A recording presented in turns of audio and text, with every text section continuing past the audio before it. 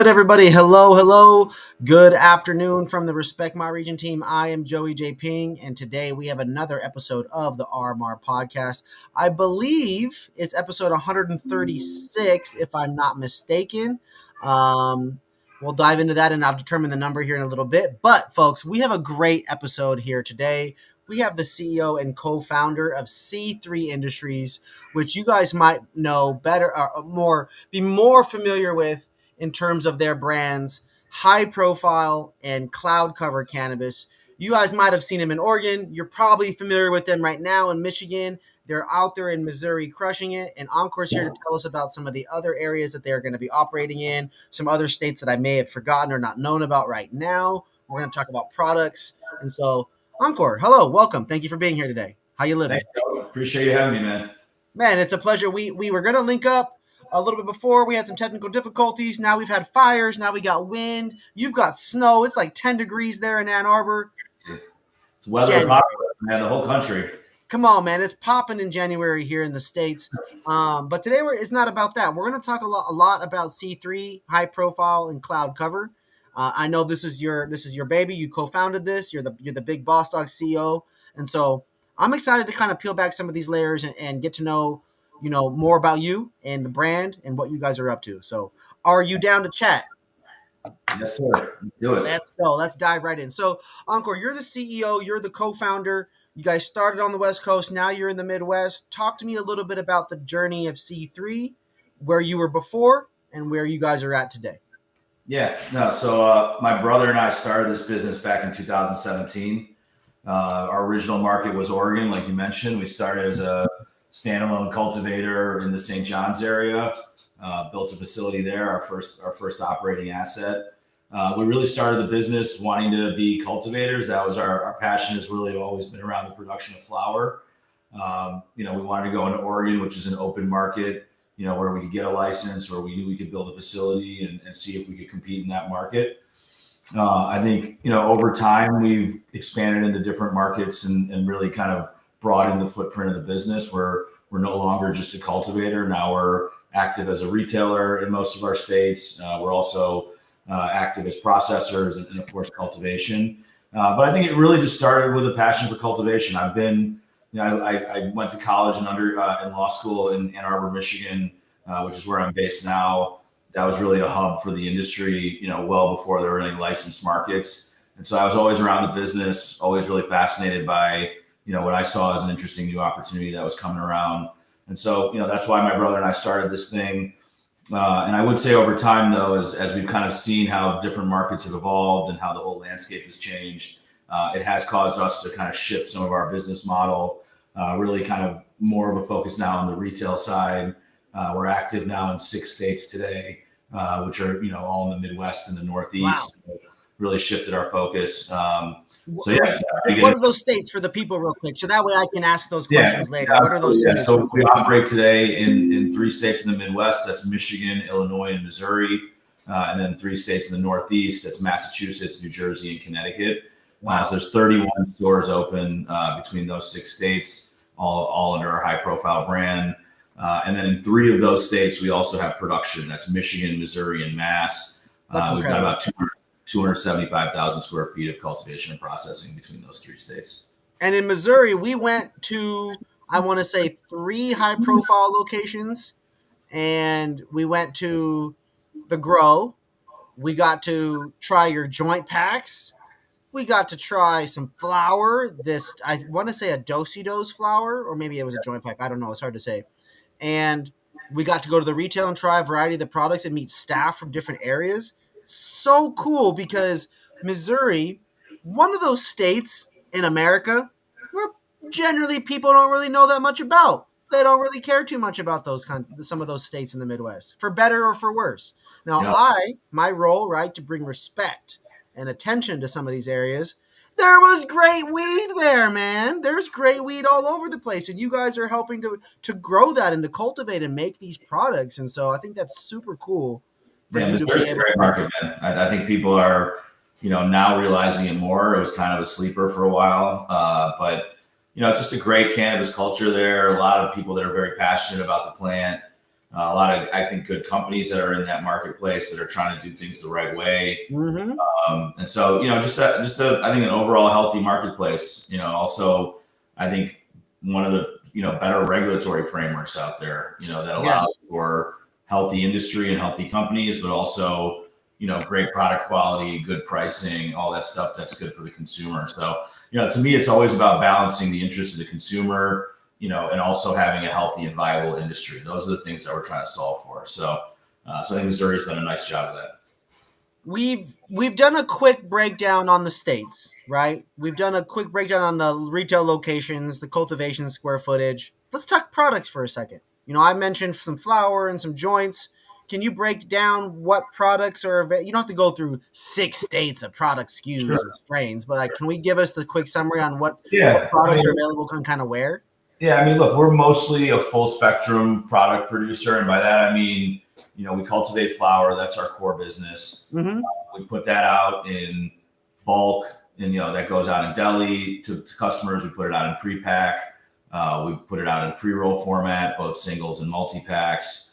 We're starting to make some infused pre-rolls now as well. So we've got kind of the full gamut of flower products, and that's really both under our Cloud Cover brand as well as Galactic. And then we also, in certain markets, we produce carts. So like in Missouri, we have a cart brand called Galactic. It's one of the top 5 cart brands there in the state. We also produce Platinum Vape in Missouri. So we actually have 2 of the top 5 vape brands in that state. Let's go. Big flex.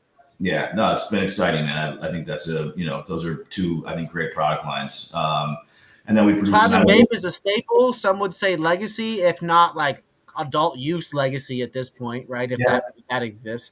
And then your Galactic Vape, I definitely not that this is the end all be all, but it was Mama Ping approved. My mom loved it.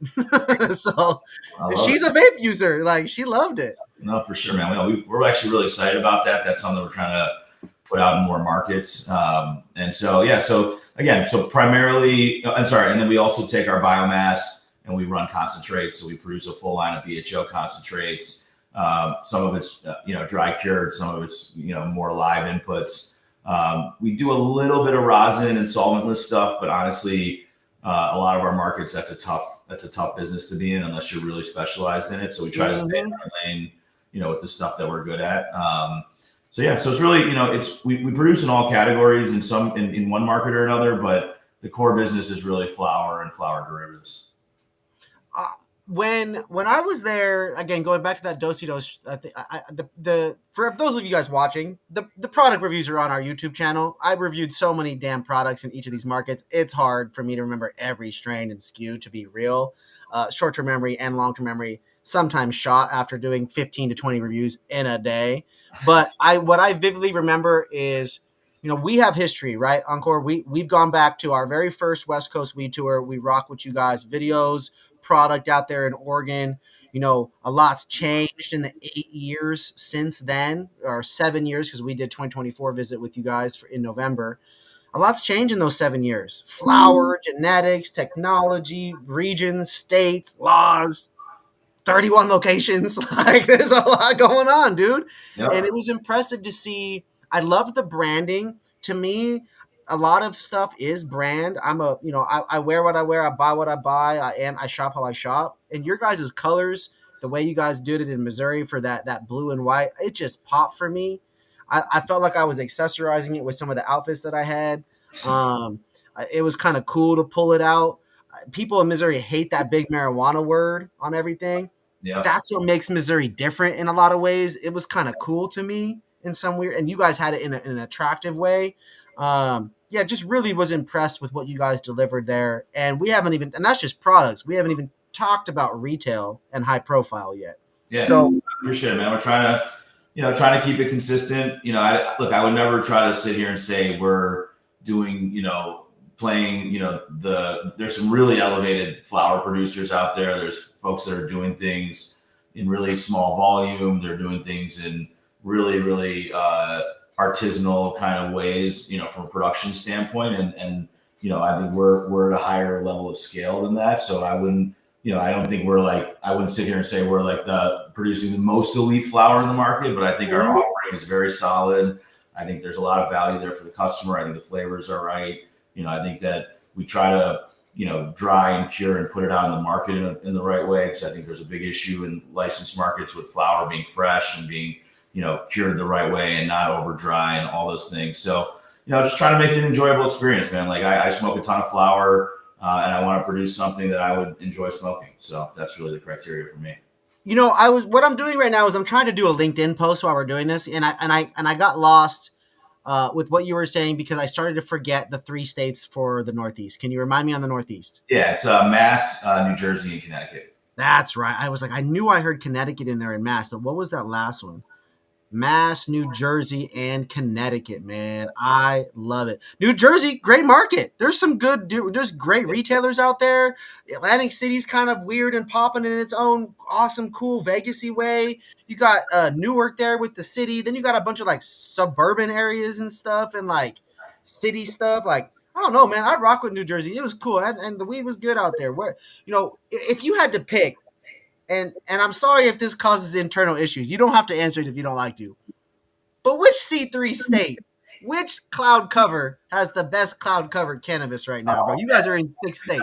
Who's pumping out the best in your team? Oh man, I think there's like a nice competition that goes on among our facilities. So yes, I love it. I love it. I don't know that at any given moment maybe someone's got something that's better than someone else, but I think overall we're trying to keep it very consistent. And actually, we've had a lot of our senior leaders on the cultivation side jump from the facility to facility. So people are moving around. We're trying to cross pollinate in terms of bringing best practices and ideas in. So you're not going to get me to say one. I had to try. I appreciate all the workaround though. That was a really professional, great response. I had to try. Everyone's doing a good job. When I ask, because there's these couple groups here in LA and they're like, oh man, no, this room and this tray is the crazy batch. That's the $2,400 pound. I'll say one thing, we just opened up an expansion in Missouri. It's our phase 2 out there. It was additional capacity that we added. There we put in a new light fixture. We did some different things from a controls and fertigation standpoint. So I would say that's our most technologically advanced facility. So I think it's going to, and it's just actually that product from that facility is just getting to market now in the last 60 days. So, so you'll see a variation. Yeah, those investments weren't made to make the weed worse. They were made to make it better. And, just keep, we're trying to dial it in. Some of what we did in our early facilities, thinking has changed and the industry is, obviously continue to innovate and all that stuff. So we're just trying to stay with it. Absolutely, man. Come on, baby. From the PN dub all across the country, man. Missouri, Northeast on the rise, Connecticut. I don't know anything about the Connecticut market. You got a quick 2-minute, 3-minute thoughts on the Connecticut market for all of us? Because a lot of people ain't never go to Connecticut in their whole life. I'm happy to talk. And, all these markets are so different. So Connecticut, started rec sales kind of early 23. So it's been almost 2 years now. It's been kind of, a little bit of a slower start there than people had hoped. The supply chain's still getting going. There's not a ton of cultivation capacity yet. So unfortunately, products are still pretty expensive for consumers. And so, I think as products get more kind of, value oriented, more, affordable, I think that market will continue to grow because it is sitting right next to Massachusetts where there's a ton of, great products, great availability, great pricing. So, for a lot of these newer states that are going rec, you really got to figure out, you're not just competing within the state, you're competing with the state next to you, you're competing with, other things that are going on. Yeah, because the Northeast, they all travel between each other for their work. They live over here, they work over there. Border. So a lot of people Hartford, Connecticut, Springfield, Massachusetts are very close to each other. So yeah, man, it's just, I think it's one of those markets that's earlier on. It's going to take a little, it's going to take a little longer to kind of get where we're all hoping that it gets to. And then I would say too, there's hopefully over time, we're trying to work with the state to suggest some, I think, tweaks to the rules and to the regulatory framework that I think will improve the market, for the consumer. It'll make it more attractive, because there is a pretty restrictive regulatory framework there. And I think that's, part of what we're hoping to tweak over time and, really show the state that there's ways that they can support the industry and really improve what the offering is for consumers. Absolutely, absolutely. I mean, us as consumers, us as the industry, we just want to continue to see forward progress, not stagnation, and certainly not the industry suffocating and going backwards, right? And so there's definitely something to be said about the experience from other states and how that can translate into success in newer or more younger Yep. markets to some Yep. extent. Um, cool. Well, let's dive into some of these good questions that I got. We're gonna start popping off and popping some shots. Here we go. Here we go. Here we go. You know, you guys got all these different products. You guys got all these different markets. What's the easiest way for you guys to maintain that consistency within your guys' brand? Because as you said, it's not about growing the best product, like the craziest genetics and the craziest, most expensive this. Like that's not the C3 or the cloud cover model, right? High profile curates great products, right, at all the price points, but that's Yep. retail. We got to sell what we got to sell.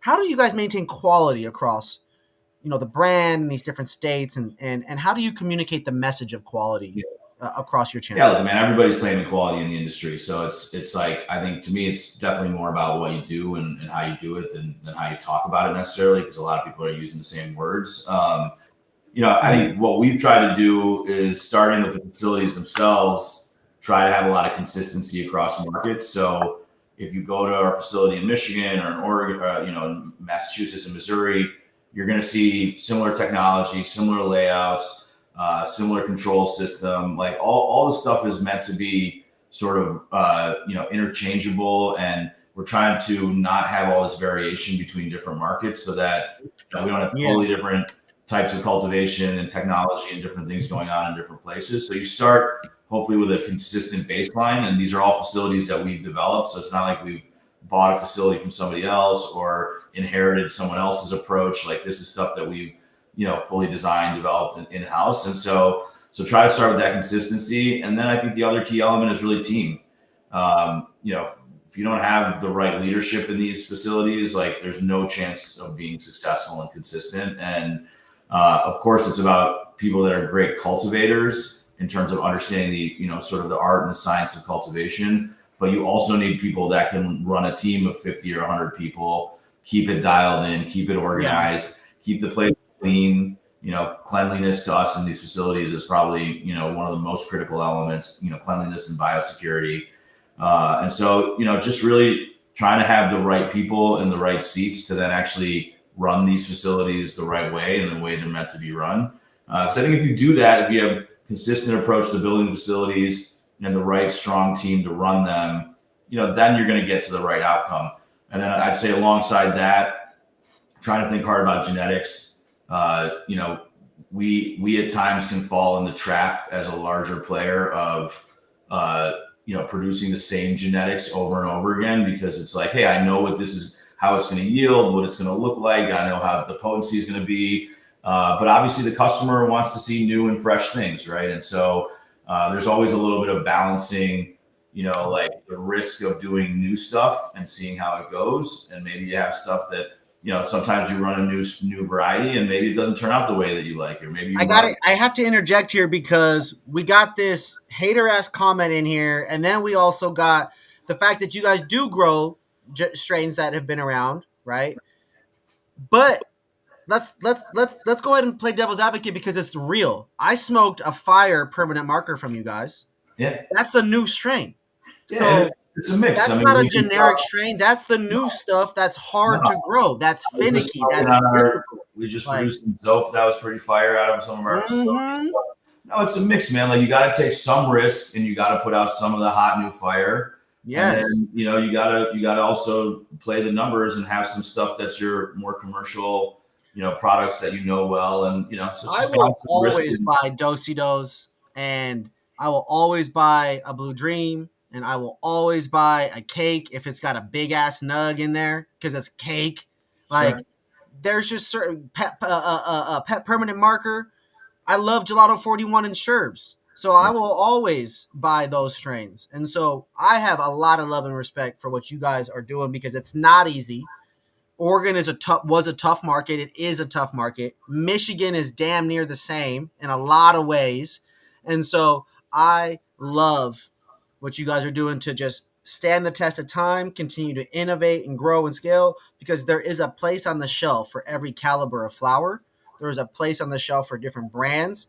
And I believe that you guys are having really strong impact and providing jobs to people locally and all this stuff. It's a business. As much as it is a weed thing and cannabis culture, it's a business. And Yeah. I, as a patient, care that companies like you guys are delivering consistent medicine to a lot of places so that way I can go anywhere and get my medicine Yeah. No, easily. And no, I love listen, I mean, in our business now, like we've swung, we're more retail than even production. So we see from a retail vantage point, we have a massive number of customers that are coming through our doors. We're seeing a lot about how people buy, what they're looking for. So even beyond just our own products, we're seeing where the market is. And listen, I'm all about smoking the most interesting, new, unique genetic, the hottest new cultivator, the hot, whatever, it. Mm-hmm. whatever's interesting and unique. But that's not where a lot of the market is. So like Yeah, people can think that like that's all that matters, but there's a variety of customers out there, right? And some people are absolutely. looking for value, some people are looking for There are really people out there, Encore, that literally say, I never buy pre-rolled joints. It's all trash. It's all bad. And I'm over here like, nah, I have a bro. lot of Like people that are like, if I'm about to go to any kind of party, if I'm about to go, like, I'm supposed to sit here and roll 10 joints? Got yeah, me fucked up. I'm about yeah, to go buy a pack or a couple packs, depending on the friends that I'm with. I'm about to go buy some average shit if I'm with some people that don't smoke fire and just give them the gift. If I'm about to go be around some people that smoke gas, I'm about to go get them some of that. Like that's right. there are psychological habits that people are already doing. And what you're saying is there are different strokes for different folks. So it is as simple as that. Now, let's dial it back in before I get too riled up.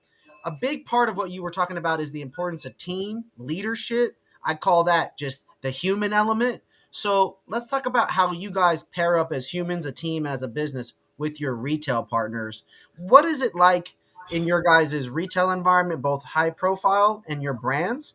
And then how does cloud cover? How do you guys, dance and tango with your retail partners being in 6 states? Because it's a give and take, a balance, right? It's you're a retailer and you're a brand. That's juggling, man. How do you guys do that? I mean, it's hard. Like I think that we've expanded. We were in 3 states, up until like beginning of 24.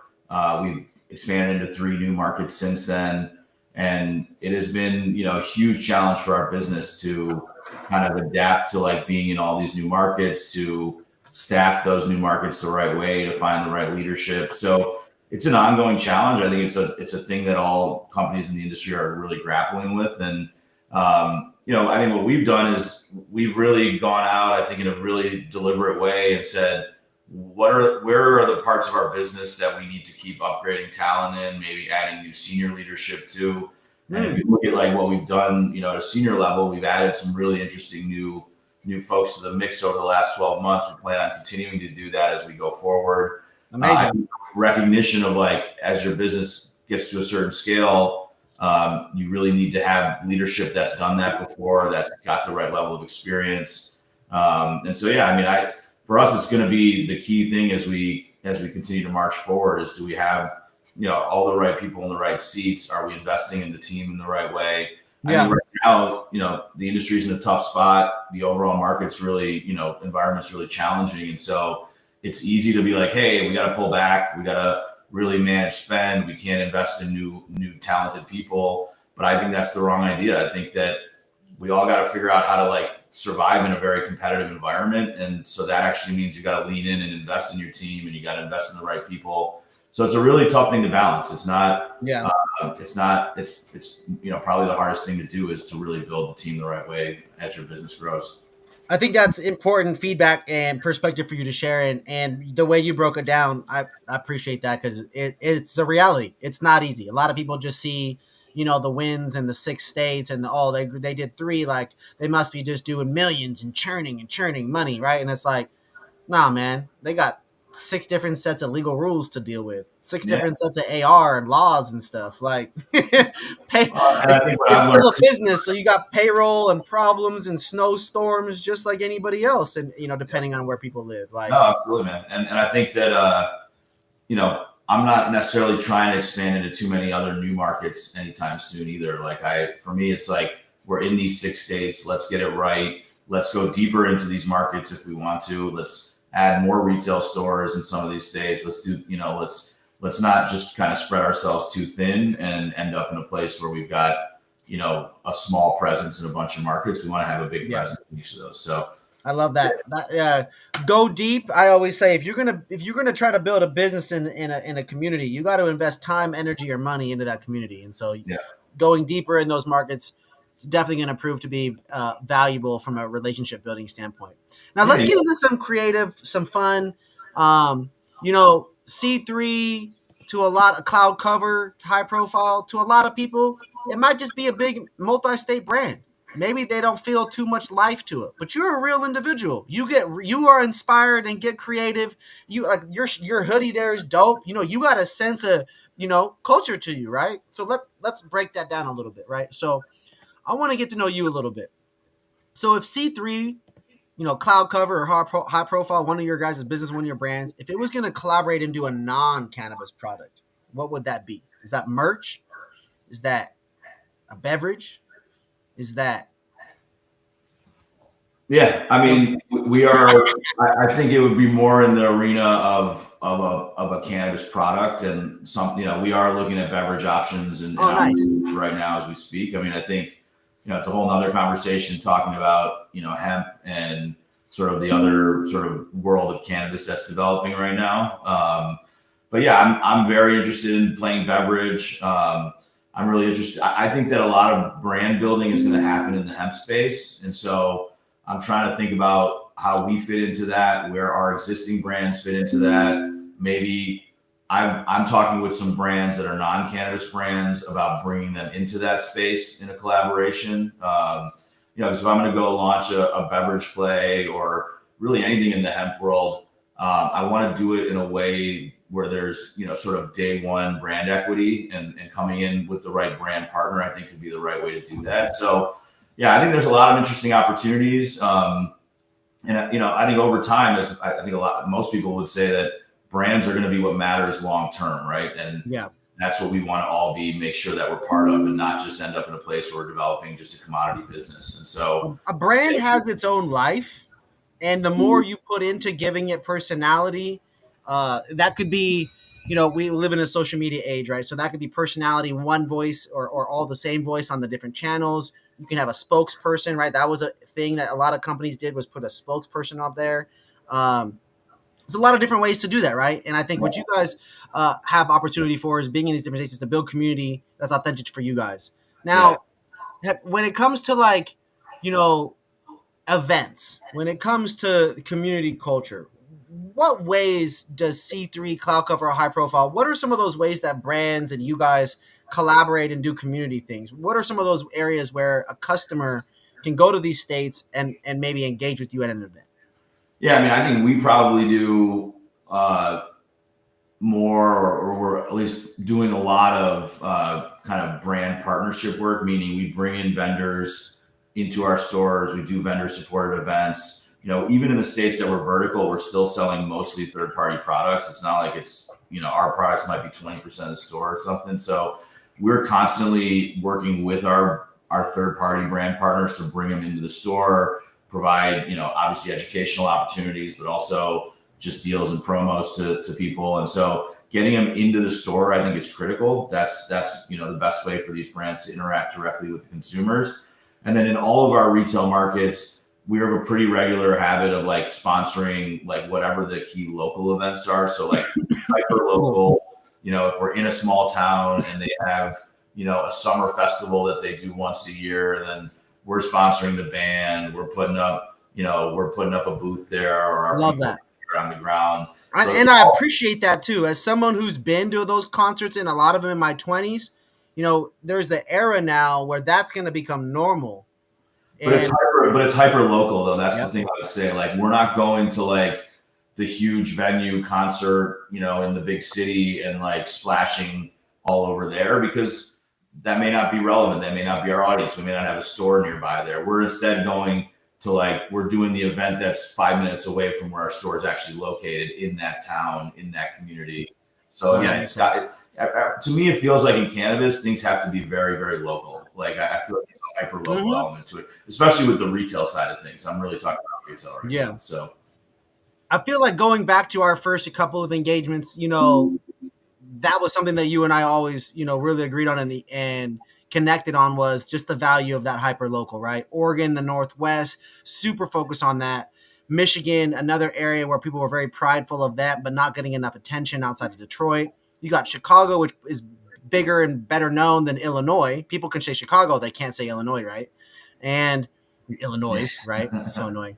And like, you guys going in and really bringing, a dispensary being in a community is an opportunity to be a platform. It can be a partner. It can help bring things. You guys end up getting, thousands of pieces of data over time, and now you're able to help, music artists get fans, and now you guys are able to help sell art from the local creator or from the women-owned accessories company or whatever it yeah, is, right? And I think that's just something that's really powerful, and I appreciate you guys putting that intentional energy yeah. into No, that. and plus, look, I mean, look at where our stores are. It's not like every single one's in a major metro area. We've got stuff, all over these states, like in different parts of these states. So like, you got to do things that are relevant for your customers, right? Like they may not care Mm-hmm. if if I've got a store on the west side of Michigan, what do they care if I sponsor an event in Detroit? It might not matter to them. You know what I'm saying? Right. Like they care about how are you going to make, do things in my community, right? So, so yeah, no, I always encourage, our team, our marketing folks, like just to think hyper local, especially on the retail side. Well, this is a good transition moment, because I'd like for you to talk about, you know, you've been in all these states, you've been extensive background in cannabis.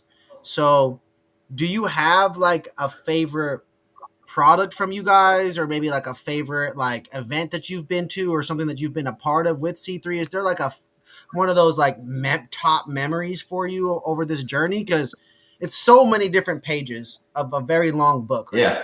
I mean, when it comes to the products, I mean, there's some live products that come out of our labs that are unreal, like really small batch stuff that like some of our people cook up. That's just really meant for like small audience, some of our core supporters, some of our key employees. So like to me, like there's some things that we do in a small scale that are really interesting, particularly when it comes to some of the live concentrates. When it comes to events, I mean, we've had some exciting times. We won some interesting awards over the years. But for us, man, it's really about the grind. I don't think that like, we're not, I don't think we're like the flashiest group out there, at every event, sponsoring everything. We're just trying to kind of keep our heads down and doing, try to keep doing good work and produce these products, Yeah. putting out the right retail experience. So, but yeah, for me, I smoke a lot of donuts. I'm all about smoking the best flower, the best rosin, like that, but again, I also like, I smoke a lot of other, some of our competitors in Michigan produce great products. So, I Mm-hmm. like to try everything. I'm a fan of the whole fucking gambit from all these different people.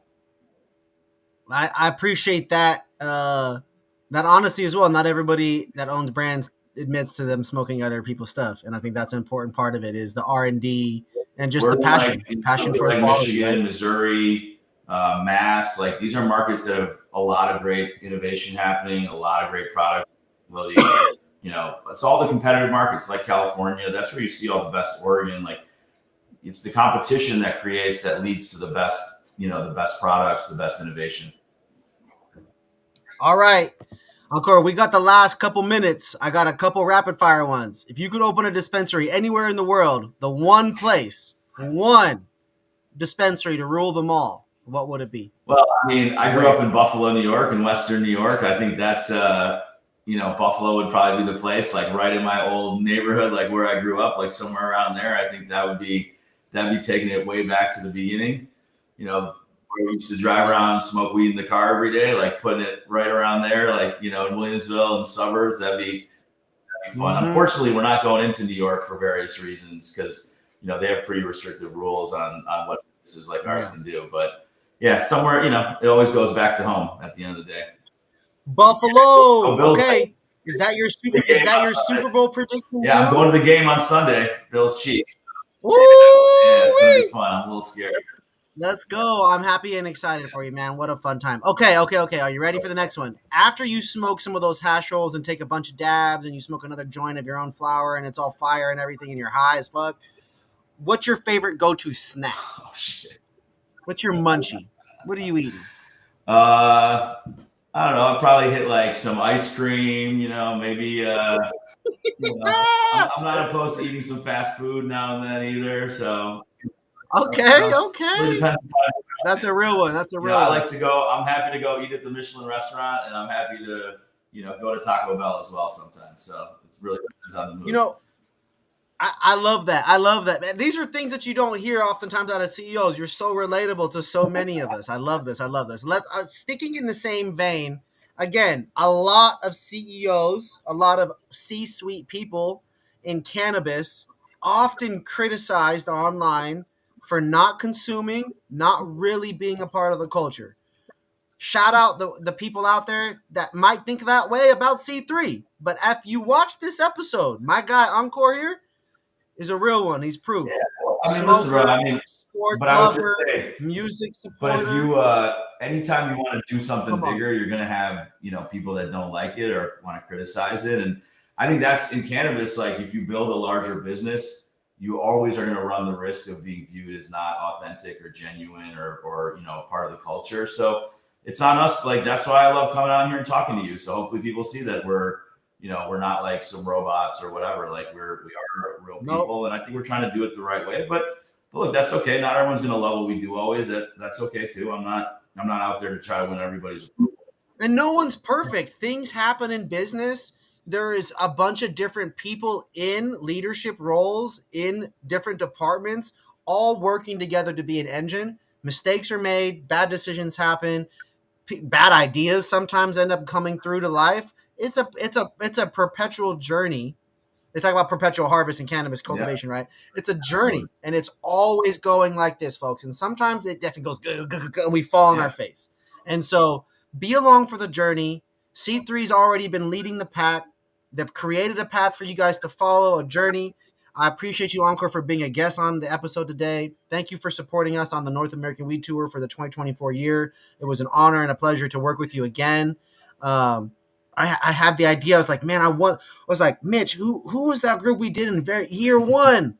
We need to hit them up. There's 40 states legal. They're probably all everywhere now. We don't even know what's going Yeah. No, on. I'm glad you reached And out, man. so, It's just great to talk to you.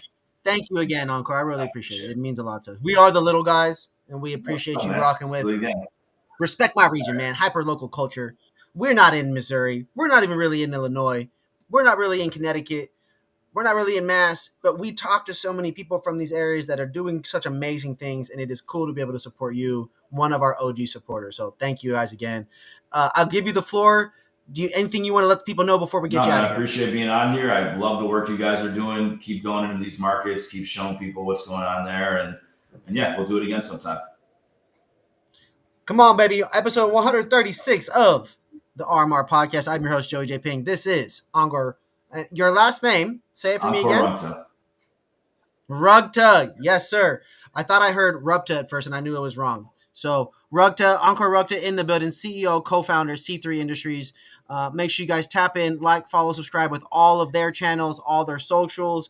Go support and buy their cannabis in the 6 states that we talked about: Connecticut, Mass, New Jersey, Michigan, Illinois, Missouri.